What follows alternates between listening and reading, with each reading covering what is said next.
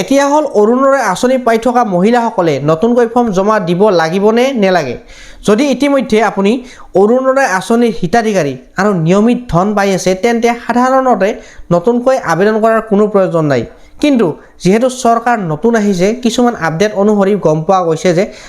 সকলোৱে এতিয়া ফৰ্ম জমা দিব লাগিব, মানে ভেৰিফিকেশ্যন কৰিব লাগিব। ইতিমধ্যে অৰুণোদয় আঁচনিৰ ভেৰিফিকেশ্যন প্ৰচেছ চলি আছে, হয়তো আপোনালোকে গম নাপায়, কিছুমান মানুহে গম পাই আছে বা কিছুমান মানুহে গম নাপায়। আপোনালোকে গম নোপোৱাকৈ কি হৈ আছে, অৰুণোদয় আঁচনিৰ ভেৰিফিকেশ্যন চলি আছে।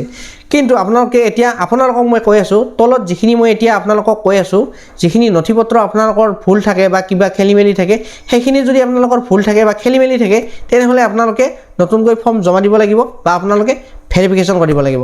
এতিয়া সেই নিয়মকেইটা কি মই আপোনালোকক কৈ আছোঁ। নমস্কাৰ, স্বাগতম জনাইছোঁ মোৰ অন্য এটা ভিডিঅ'লৈ। আজিৰ এই গুৰুত্বপূৰ্ণ ভিডিঅ'টো শেষলৈকে নিশ্চয় চাই থাকিব, কাৰণ আজিৰ ভিডিঅ'ত আমি আলোচনা কৰিম অৰুণোদয় আঁচনিৰ জুন মাহৰ টকাৰ আপডেট। 1250 টকা পাবনে 3000 টকা পাব, নতুনকৈ আবেদন কৰিব লাগিবনে নেলাগে, লগতে PM কিষাণৰ 23 নম্বৰ কিস্তি কেতিয়া আহিব, জুন মাহত আহিবনে জুলাই মাহত আহিব, আৰু ফচল বীমা আঁচনিৰ নতুন আপডেট। যিসকলে ফচল বীমাটো নাজানে আপোনালোকে এতিয়া ভিডিঅ'টো চাই পেলাই গম পাব। গতিকে যদি আপুনি অৰুণোদয় আঁচনি, PM কিষাণ বা কৃষক সন্মান নিধিৰ হিতাধিকাৰী হয় তেনেহ'লে এই ভিডিঅ'টো আপোনাৰ বাবে অতি গুৰুত্বপূৰ্ণ। যদি এই জুন মাহত আপোনাৰ বেংক একাউণ্টত অৰুণোদয় আঁচনিৰ 1250 টকাৰ সলনি অধিক ধন জমা হয়, এবাৰ ভাবকচোন কেনেকৈ লাগিব। তো আকৌ বহুতে সুধি আছে যে মই নতুনকৈ ফৰ্ম জমা দিবলৈ লাগিবনে নেলাগে, 3000 টকা কেতিয়া পাব, PM কিষাণ 23 নম্বৰ কিস্তি কেতিয়া আহিব, এই সকলো প্ৰশ্নৰ উত্তৰ আমি আজিৰ ভিডিঅ'ত আলোচনা কৰিম। সেয়েহে ভিডিঅ'টো স্কিপ নকৰিব, সম্পূৰ্ণ ভিডিঅ'টো শেষলৈকে চাব। যদি আপোনালোকে ভিডিঅ'টো শেষলৈকে নাচায় তেনেহ'লে আপোনালোকে কিছুমান কথা মিছ কৰিব, তাৰ বাবে আপোনালোকে PM কিষাণ হওক বা অৰুণোদয় আঁচনি হওক সেইটো হেৰুৱাইও পেলাব লগাত পৰিব পাৰে। গতিকে এতিয়া ভিডিঅ'টো আৰম্ভ কৰোঁ। ভিডিঅ'টো যদি ভাল লাগে লাইক এটা কৰি দিব, আৰু যদি চেনেলটোলৈ প্ৰথমবাৰৰ কাৰণে আহিছে তেনেহ'লে মোৰ চেনেলটো আপোনালোকে ছাবস্ক্ৰাইব কৰিবলৈ নাপাহৰিব, কাৰণ এনেকুৱা ধৰণৰ ইম্পৰ্টেণ্ট আপডেট আৰু ইনফৰ্মেটিভ ভিডিঅ' মই আপোনালোকৰ কাৰণে সদায় লৈ আহোঁ। আৰু ভিডিঅ'টো আৰম্ভ কৰাৰ আগতে সৰু এটা অনুৰোধ, যদি আপোনালোকে আমাৰ হোৱাটছআপ চেনেলটো এতিয়াও জইন কৰা নাই তেনেহ'লে ডেছক্ৰিপশ্যনত এটা লিংক দিয়া আছে, সেই লিংকত গৈ আপোনালোকে হোৱাটছআপ চেনেলটো জইন কৰিব পাৰে, কাৰণ সৰু সুৰা চৰকাৰী খবৰ আৰু চৰকাৰী আঁচনি ৰিলেটেড আপডেটবোৰ মই তাত দি থাকোঁ, যিবোৰৰ ভিডিঅ' মই নবনাওঁ। গতিকে এতিয়া ভিডিঅ'টো আৰম্ভ কৰোঁ। প্ৰথমে আহোঁ অৰুণোদয় আঁচনিৰ কথালৈ। আপুনি জানেই যে অসম চৰকাৰে অৰ্থনৈতিকভাৱে দুৰ্বল পৰিয়ালসমূহক সহায় কৰাৰ উদ্দেশ্যে অৰুণোদয় আঁচনি আৰম্ভ কৰিছিল। বৰ্তমান অধিকাংশ হিতাধিকাৰীয়ে প্ৰতি মাহে 1250 টকা লাভ কৰি আহিছে। জুন মাহৰ ধন সাধাৰণতে মাহৰ আৰম্ভণিত বা মাজভাগত হিতাধিকাৰীৰ বেংক একাউণ্টত জমা হয়। যদি আপোনাৰ বেংক একাউণ্ট আধাৰ লিংক অথবা KYC সম্পূৰ্ণ আছে তেন্তে আপুনি এই আঁচনিৰ ধন যেতিয়াই চৰকাৰে মুকলি কৰিব তেতিয়াই আপোনালোকে পাবলৈ সক্ষম হ'ব। চৰকাৰে কোৱা মতে জুলাই বা আগষ্ট মাহত ধন লাভ কৰাৰ সম্ভাৱনা আছে। এতিয়া 1250 টকা পাব নে 3000 টকা পাব, সেইটো হৈছে আটাইতকৈ ডাঙৰ প্ৰশ্ন। বহুতে সামাজিক মাধ্যমত শুনিছে যে অৰুণোদয় আঁচনিৰ ধন 3000 টকালৈ বৃদ্ধি হ'ব, কিন্তু বৰ্তমান চৰকাৰৰ ফালৰ পৰা সকলো হিতাধিকাৰীক নিয়মিতভাৱে 3000 টকা দিয়াৰ কোনো আনুষ্ঠানিক ঘোষণা হোৱা নাই। সেয়েহে এই মুহূৰ্তত যিসকল যোগ্য হিতাধিকাৰী আছে তেওঁলোকে আগৰ দৰেই 1250 টকাই লাভ কৰিব। যদি ভৱিষ্যতে চৰকাৰে নতুন ঘোষণা দিয়ে আমি আপোনালোকক অৱশ্যে জনাই দিম। সামাজিক মাধ্যমত ওলোৱা সকলো খবৰ বিশ্বাস নকৰি চৰকাৰী ঘোষণা আপোনালোকে চাব লাগে, আৰু আমাৰ চেনেলত সদায় সত্য আৰু সঠিক খবৰ পাব। লগতে চেনেলটো ছাবস্ক্ৰাইব কৰিবলৈ নাপাহৰিব। এতিয়া হ'ল অৰুণোদয় আঁচনি পাই থকা মহিলাসকলে নতুনকৈ ফৰ্ম জমা দিব লাগিবনে নেলাগে। যদি ইতিমধ্যে আপুনি অৰুণোদয় আঁচনিৰ হিতাধিকাৰী আৰু নিয়মিত ধন পাই আছে তেন্তে সাধাৰণতে নতুনকৈ আবেদন কৰাৰ কোনো প্ৰয়োজন নাই। কিন্তু যেহেতু চৰকাৰ নতুন আহিছে কিছুমান আপডেট অনুসৰি গম পোৱা গৈছে যে সকলোৱে এতিয়া ফৰ্ম জমা দিব লাগিব, মানে ভেৰিফিকেশ্যন কৰিব লাগিব। ইতিমধ্যে অৰুণোদয় আঁচনিৰ ভেৰিফিকেশ্যন প্ৰচেছ চলি আছে, হয়তো আপোনালোকে গম নাপায়, কিছুমান মানুহে গম পাই আছে বা কিছুমান মানুহে গম নাপায়। আপোনালোকে গম নোপোৱাকৈ কি হৈ আছে, অৰুণোদয় আঁচনিৰ ভেৰিফিকেশ্যন চলি আছে।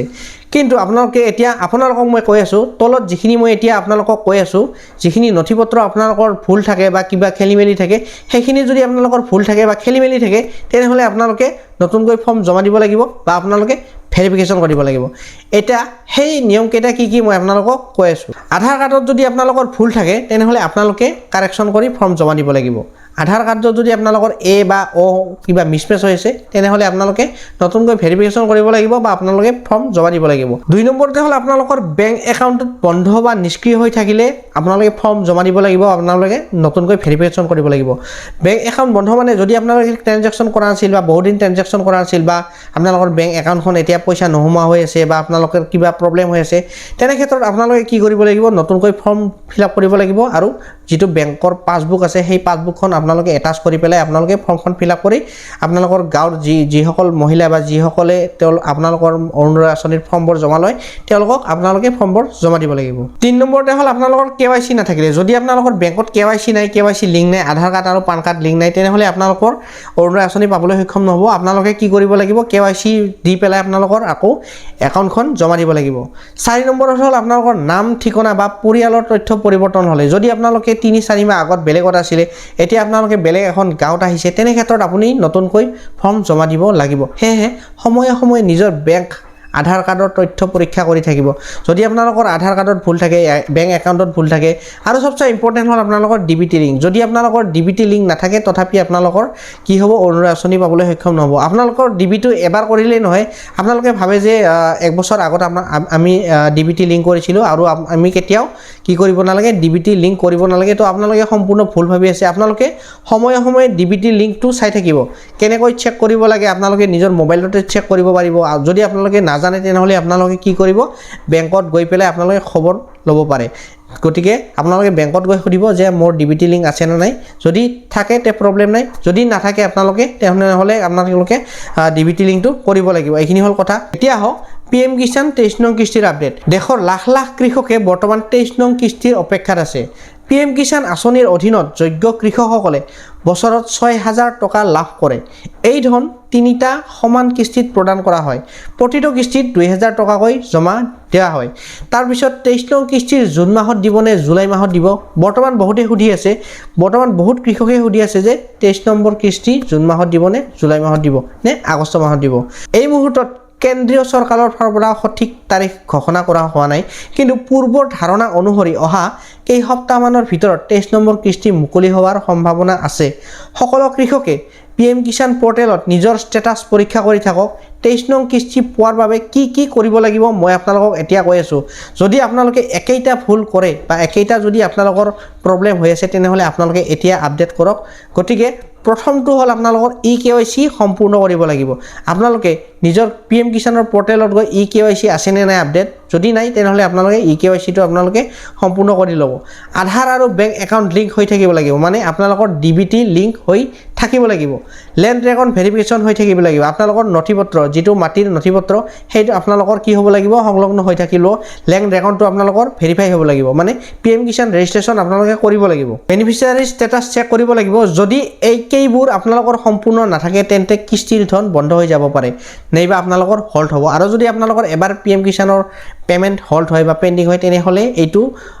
আহতে বহুত প্ৰব্লেম হয় গতিকে আপোনালোকে যিখিনি কথা ক'লো মই আপোনালোকক সেইখিনি আপোনালোকে নিশ্চয় কৰি ল'ব তাৰে পিছৰ খবৰটো হৈছে আপোনালোকৰ ফসল বীমা আঁচনিৰ আপডেট এতিয়া কথা পাতো ফসল বীমা আঁচনিৰ বিষয়ে বৰষুণ পানী ধুমুহা বা প্ৰাকৃতিক দুৰ্যোগৰ ফলত কৃষকৰ ফসল বা খেতি নষ্ট হ'লে এই আঁচনিৰ জৰিয়তে ক্ষতিপূৰণ লাভ কৰিব পাৰি বৰ্তমান বৰষুণ আৰু বানপানীৰ সময় আহি থকাৰ বাবে কৃষকসকলক সময়মতে বীমা আবেদন সম্পূৰ্ণ কৰিবলৈ পৰামৰ্শ দিয়া হৈছে চৰকাৰৰ ফালৰ পৰা যিসকল কৃষকে এতিয়াও আবেদন কৰা নাই তেওঁলোকে কৃষি বিভাগ অথবা CSC কেন্দ্ৰত গৈ আপোনালোকে যোগাযোগ কৰিব পাৰে আপোনালোকে ফসল বীমাটো কৰি ল'ব এটো খুব ভাল এটা ইন্স্যুৰেন্স হয় মই নিয়মিতভাৱে চৰকাৰী আঁচনি PM Kisan Arunodoi ration card আৰু নতুন আপডেট আপোনালোকৰ কাৰণে লৈ আহিম যদি ভিডিঅ'টো ভাল লাগিল তেনেহ'লে ভিডিঅ'টো এটা লাইক কৰি দিব